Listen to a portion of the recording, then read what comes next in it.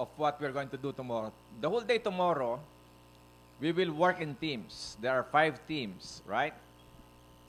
And Urma is watching over there, and she will be with us. But on day 3, she will facilitate the presentation of the projects. But tomorrow, we finish the projects. What we do is we have to come in at 8:30. Can we do that?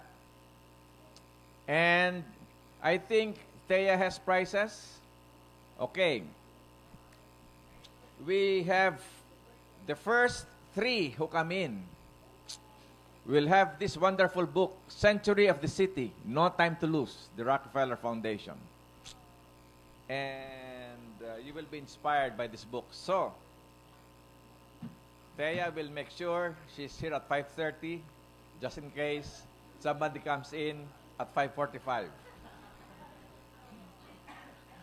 Okay. So tomorrow, no real lectures, only tips as we go. But the reason why we feel we can do something different is because we are going to go through the project management design process. And we are going to apply templates so that we can think clearly as a team and come out with outputs. Yan ang kaibahan.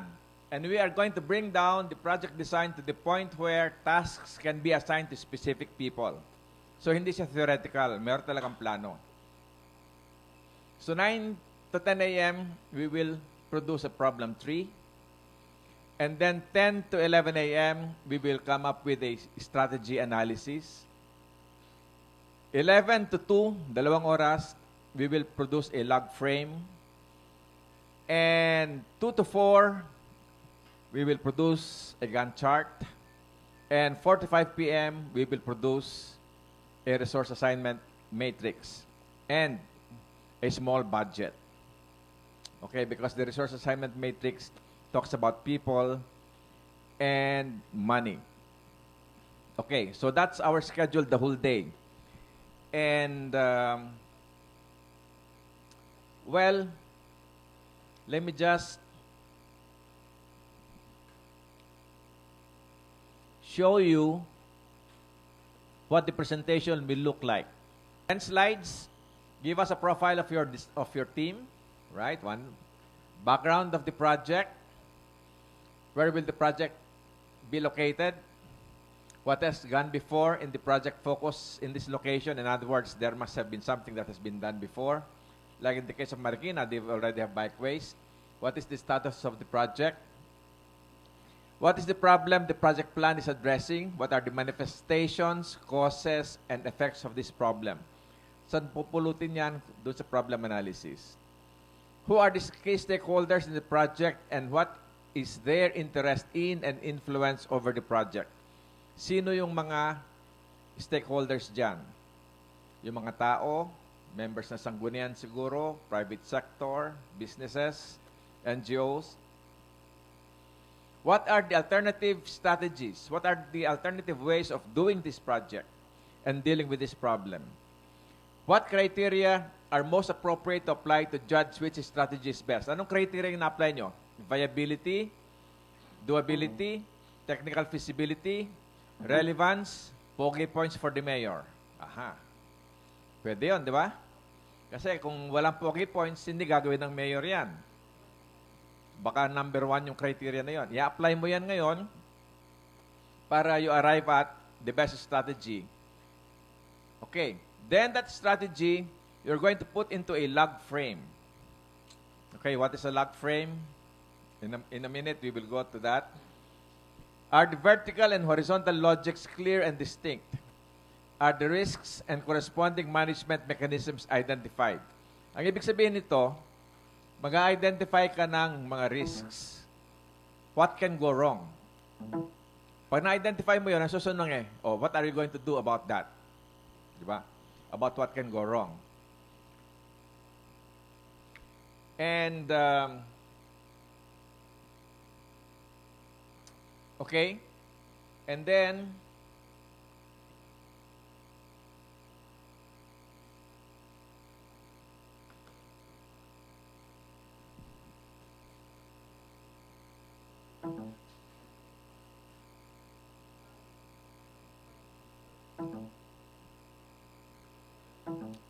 You're going to come up with a Gantt chart, then a resource assignment matrix, and then a budget.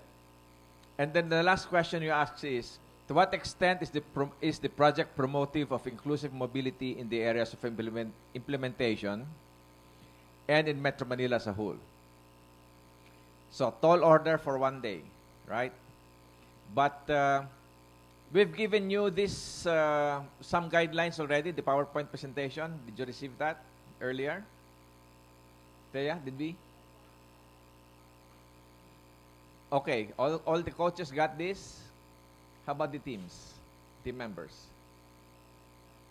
Okay, so I know it's difficult, but don't worry.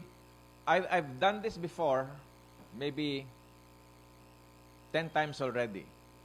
It's not clean, pero it's a jump start. Gaya nga nung charrette kanina, pakita mo lang kung paano ginagawa. Di ba? And then, pwede nating linisin afterwards. Pero ang importante na nakaka-inspire, uy, meron kami nagawa, natapos namin. Meron kaming indicative plan. Yun lang ang gusto natin gawin. And then, kung gusto natin pag-aralan, yung proseso ng mas masinsinan, then we can have extra sessions. But, we just want to finish this thing.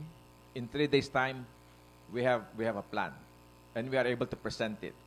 And then, pag nalinis na natin yan, ipipresent natin sa mga mayors nyo isa-isa. Diba?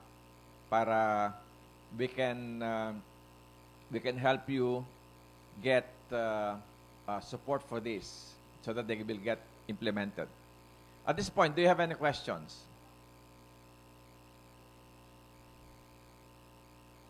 Who are familiar with project management concepts here? Okay, 1, 2. Okay, how about in 3? Okay, so we're not 0, right? Okay, let me just explain the templates.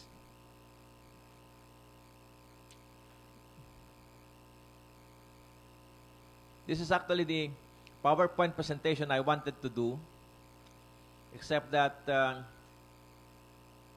we really don't have much time to do it. But actually, I have. Can we stay up to 6? If I promise to let you go at 6, can we do this? Okay. Okay. Because wala na tayong time after this. Okay. Overview of project design and management. Okay. What is a project? A project is a temporary endeavor undertaken to create a unique product, service, or result. Any series of related activities with a goal, a beginning, and an end. Pag nagtuturo ka, ang isang klase ay project. Pag estudyante ka, yung 5 subjects mo, projects lahat yun. Meron silang start, you use resources, merong end. Hindi ba? In fact, hindi natin napapansin na we are really doing projects all the time. Pag estudyante kayo, 5 subjects mo, 5 different projects yon. And meron kang tasks, meron kang assignments, meron kang milestones, meron kang mga exams. Di ba? Ang problema lang is, ikaw lang talaga ang team member. Di ba? Although, minsan kasama yung boyfriend mo at yung girlfriend mo, gumagawa ng assignment mo. Di ba? But, this is my favorite definition of a project. Sabi ni Deming, a project is a problem scheduled for solution. Di ba? Ang ganda? A problem scheduled for solution. Okay. And these are all projects. Moving your company's office to a new location is a project. Coming up with bike racks for Marikina is a project. Coming up with a overpass is a project. Creating a policy manual, remodeling, etc. These are all projects because they are trying to solve a problem and the solution is scheduled.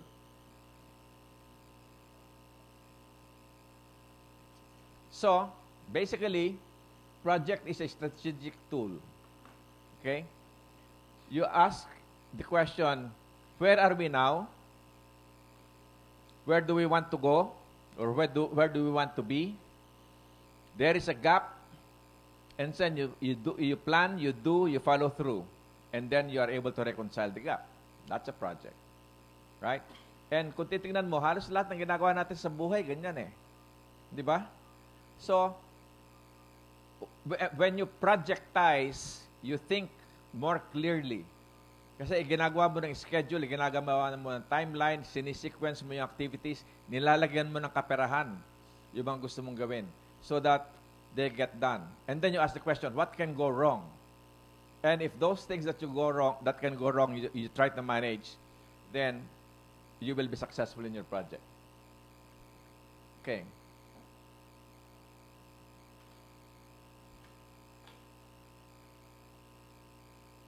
And project management is efficiently using resources to complete a project as designed, on time, at the desired level of performance, and within budget.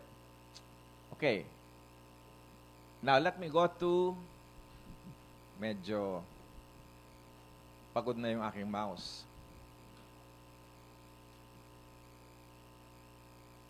So let me do this selectively. If you are a project manager, this is what you do.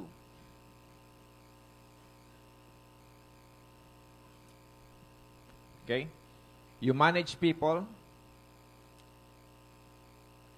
so that they can carry out a process and so that they produce a product.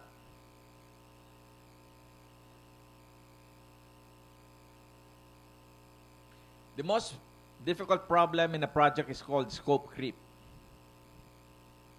Unplanned changes in project scope. Parang meron kang hinire na karpentero, di ba?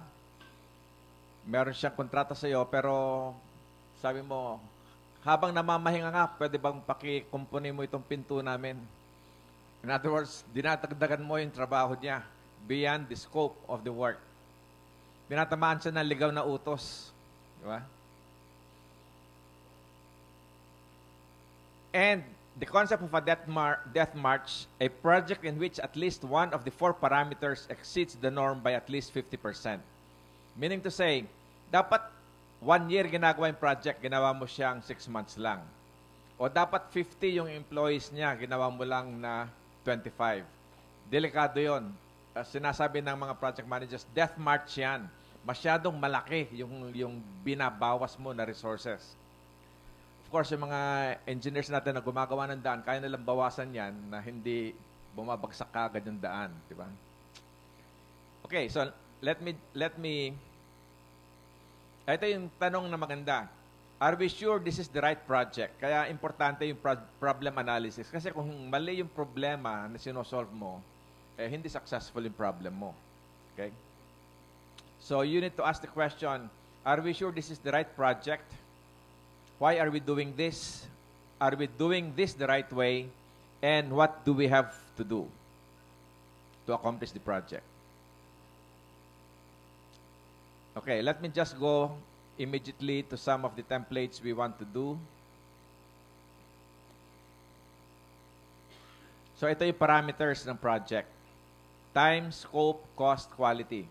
Pag ginalaw mo yung isa dyan, gagalaw din yung iba. Di ba? Pag sinabi mong, okay, gawin natin to in half time, lalaki yung cost mo kasi mag-overtime ka. Di ba? O kaya mag-2 shifts ka. Di ba? Baka bumagsak yung quality ng product mo kasi yung evening shift mo will not be as productive as your day shift and so on. Okay.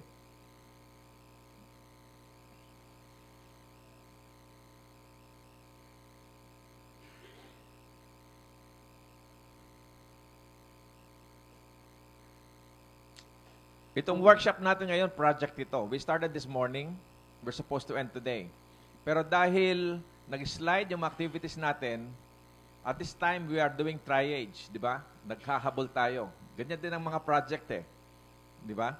So in a way, what we have here, our experience today is an example of problems in projects. Okay, so problem tree analysis. This is what we want you to do. Come up with a tree, just like a tree, right? This is the problem. So, ganito yung umpisa nyo bukas. Ano yung problema nyo? Ano yung gap or inadequacy na nakikita ninyo?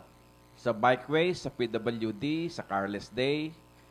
Remember, these are all ongoing projects. Ang pinag-usapan lang natin, paano natin iaakyat next level. What innovation? Except that ayaw natin tawagin innovation eh. Pero what next level are we trying to bring into existence? So if this is the problem, dito sa baba, ano yung causes? Bakit? Bakit may problema ganyan? Ano yung mga causes niyan? Di ba?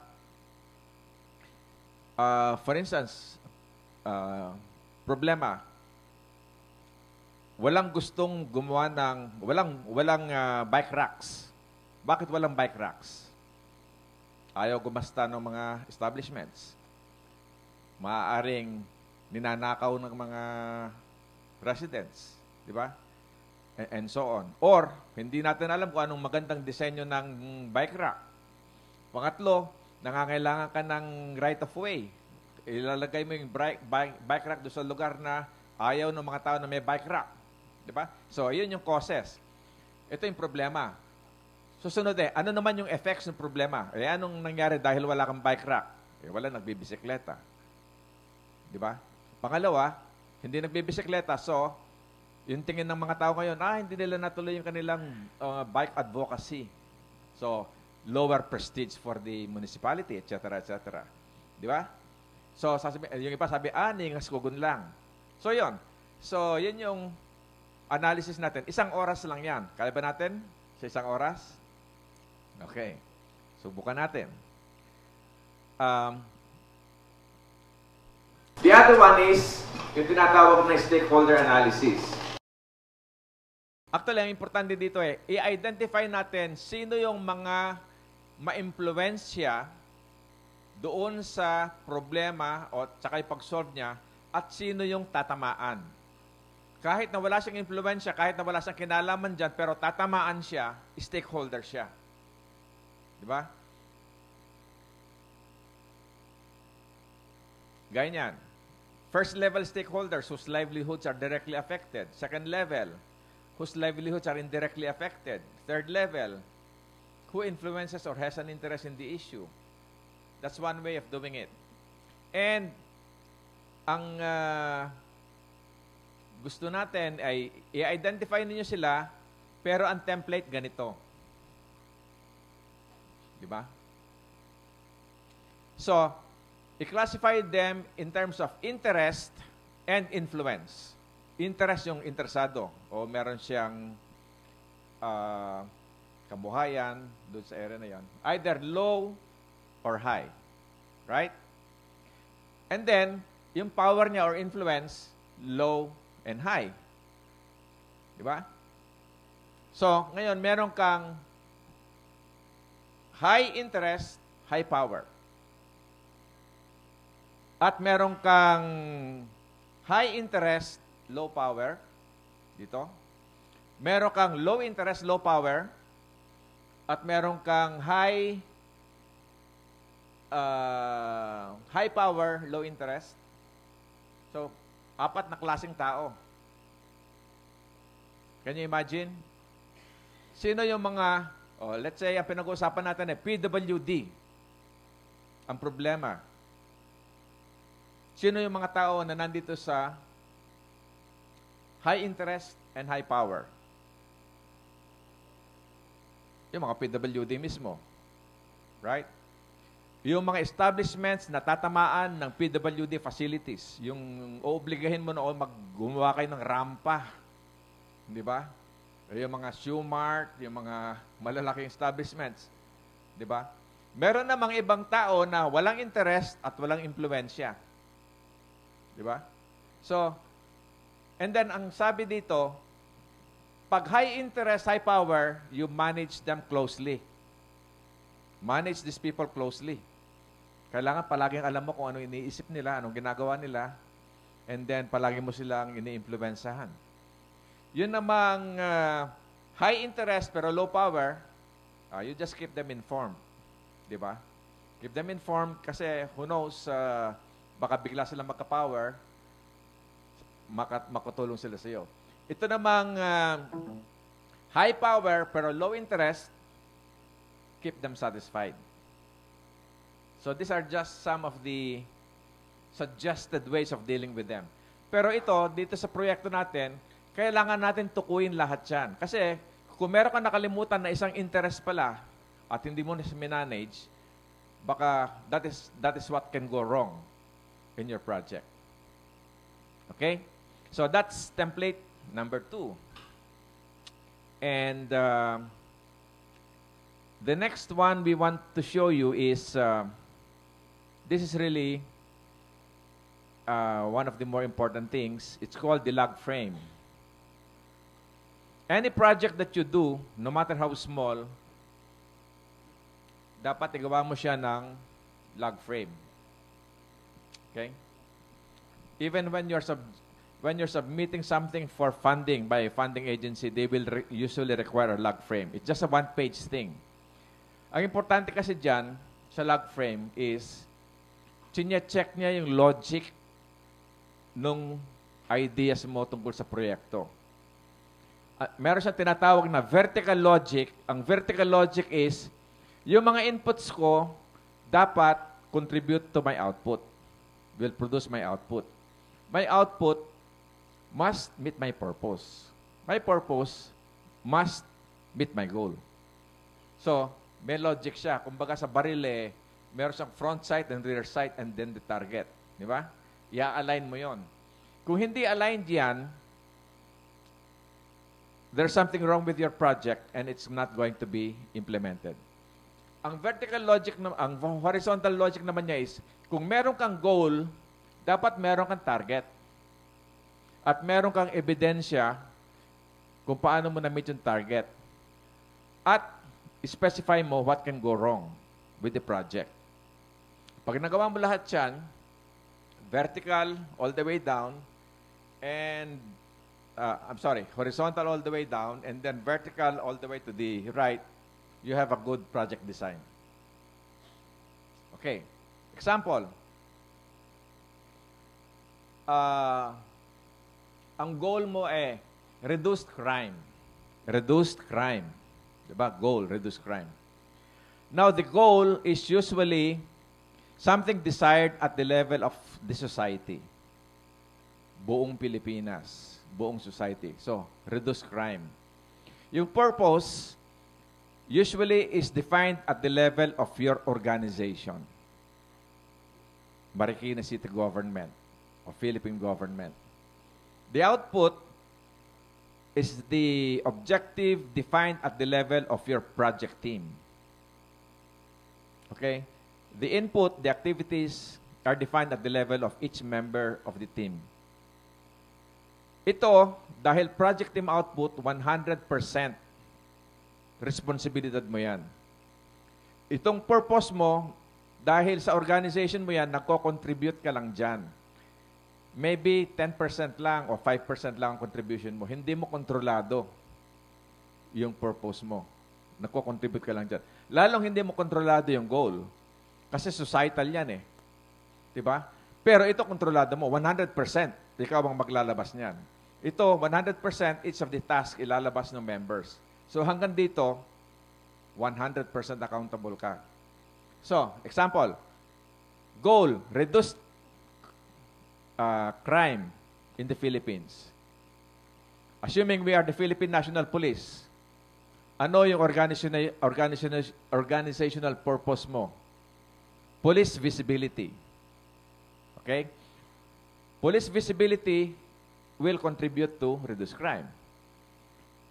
Ngayon, let's say you are the training school of PNP. Ano yung output mo? Ang output mo is more police graduates. Right? More police graduates will give you police visibility. Police visibility will give you reduced crime. Ano naman ang inputs mo para magkaroon ka ng more police graduates? Magre-recruit ka ng mga estudyante. Di ba? I-motivate mo sila. Sasabihin mo, ngayon, meron na kayong baril. Di ba? Hindi na kayo bibili ng sarili niyong baril pag nagpulis kayo, etc., etc. Now, what can go wrong? So, okay na yan. Nalista mo na lahat yung dapat mong gawin. Mag-hire ng faculty, mag-schedule ng courses, etc., etc. Pero remember, pag tinignan mo yan, ano yung objectively verifiable target mo? To be able to reduce this by 2%, how many police should be deployed? Can you estimate that? Meron, di ba? How many policemen, additional policemen must you deploy para ma-reduce by 2% ng crime sa Metro Manila? You can make those estimates. Para mag-increase ang police visibility mo, how many graduates should you produce? And to produce these graduates, how many must you recruit and train? Assuming hindi naman lahat pumapasa. Diba? Ganda. At ano yung means of verification mo? Diba? Siguro dito yung special order. Yung mga nagka-graduate. So, but look at this. Input. Sasasabi mo, magre-recruit ako ng 2,000 na applicants, cadets. What can go wrong? Well, the previous year, merong 2 namatay sa hazing sa Police Academy. This year, biglang 500 lang ang mag-i-enroll sa'yo. Diba? What can you do? Well, with 500, you cannot produce the output required. So on. So, yun ang sinasabi natin. Importante itong tanong nito. What can go wrong? I-anticipate mo siya, and then pasakan mo na kagad ng solusyon. Diba? Alam mo pala na pwede mangyari yon, pasakan mo na. Meron ka ng plan B. So, this is the log frame. And you're going to spend 2 hours on this. Just doing this. Because, pupunuin niyo yan, identify niyo yung mga inputs. Okay. So, if this is done well, you have a very good design. Then, you will have to go into detailed planning.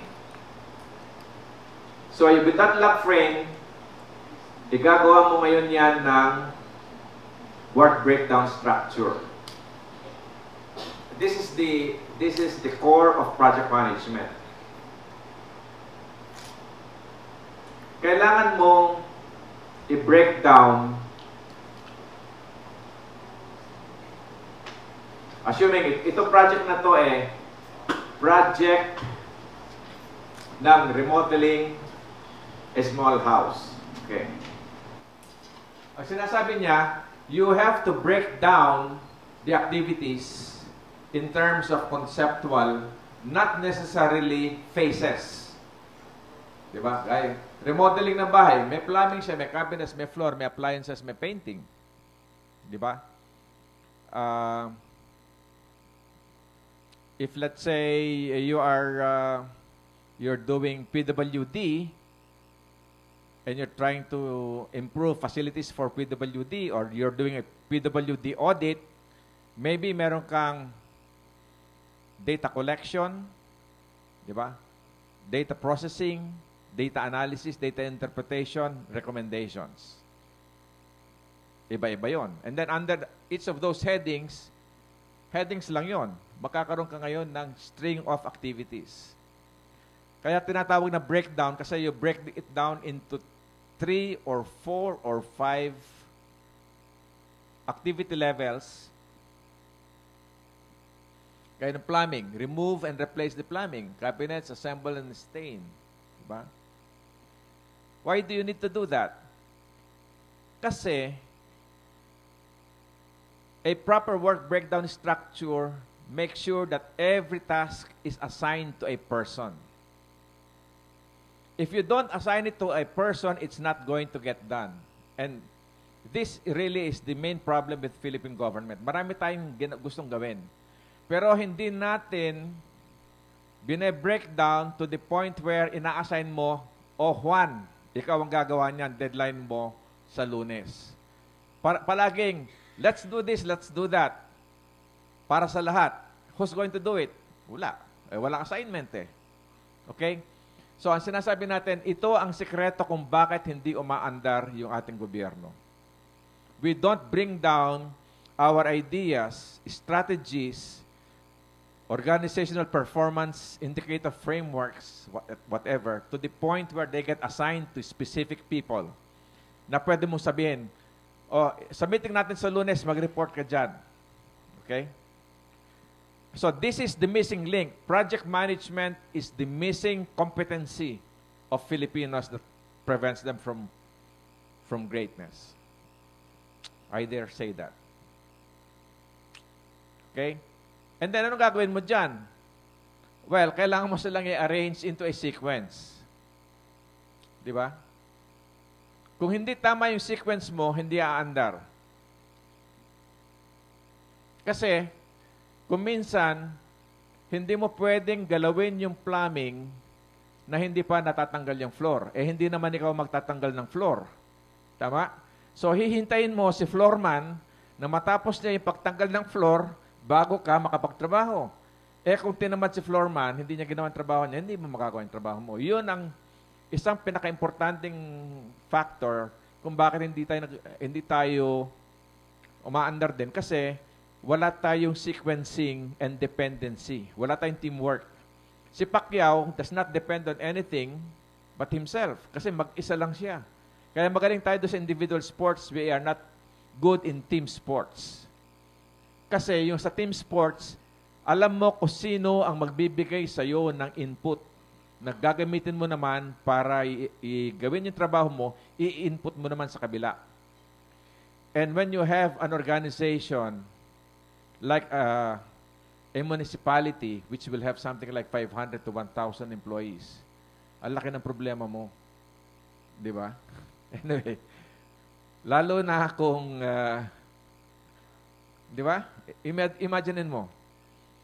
Kaya ang resulta is, the Philippine bureaucracy is overstaffed but undermanned. Tama ba yun? Ano? Overstaffed but undermanned. Hindi na-accomplish ng mga agencies yung kanilang mission, but all of the employees are very satisfactory in their performance rating. Di ba? Nakita mo na ba sa Avon yan, na yung mga empleyado ay satisfactory ang rating nila pero hindi nila accomplish yung quota nila? Never happens in private sector. But in government, you have the anomaly of a agency is poor in performance pero all of the employees are very satisfactory in their performance. Yun ang tinatawag nilang anomalies in performance management. Di ba? Okay. Oops, 3 minutes. So anyway, we need to do this. Lalagyan mo ng timeline.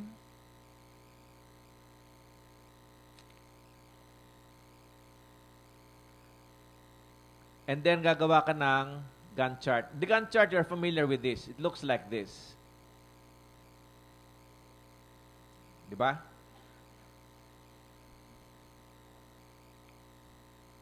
Nilalagyan mo ng hanggang kailan gagawin. Pero ang kulang dyan will be the lines relating one task with another. Actually, there is a software for doing this. It's called Open Workbench or Project Libre. And I'm dying to teach you how to use them kasi it's the only way to do these kinds of projects eventually. Pero for tomorrow, we will just use Manila paper and whiteboards. And the resource assignment matrix is really a matrix where you specify for each activity, di ba? Si project manager, A. Ano yung A? Approval required. Iba-ibang inputs pala. Yung iba, kailangan mo lang i-heads up. Kailangan mo lang siyang inform. Yung iba, kailangan mong kunin yung approval niya. Yung iba, kailangan mo siyang konsultahin. Di ba? Yung R is responsible. Ibig sabihin, siya dapat ang mag-deliver niyan. Di ba? Siya yung point person dyan. Iba pala ang responsibilities. Okay. And, of course, the next one is budget. Magkano? Okay, 6 months yan. Ilang tao? Meron bang opisina and so on. So, alam na nyo gawin yan because you do it all the time. So that's it. That's our day tomorrow. So I'll be around. I will help. Urma, I think, will also be around. And the others who are already familiar with this will help. I know this is a tall task, but I'm sure we can do it. Okay, do you have any questions? So we'll be here at 8:30.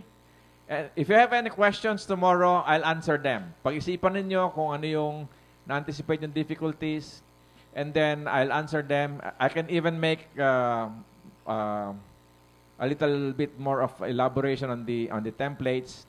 But we will divide ourselves. Merong isa dito, isa doon, isa dito, isa dyan, isa doon. So 5. 1, 2, 3, 4, 5 teams, all in the same room. We will have whiteboards. You have a Manila paper.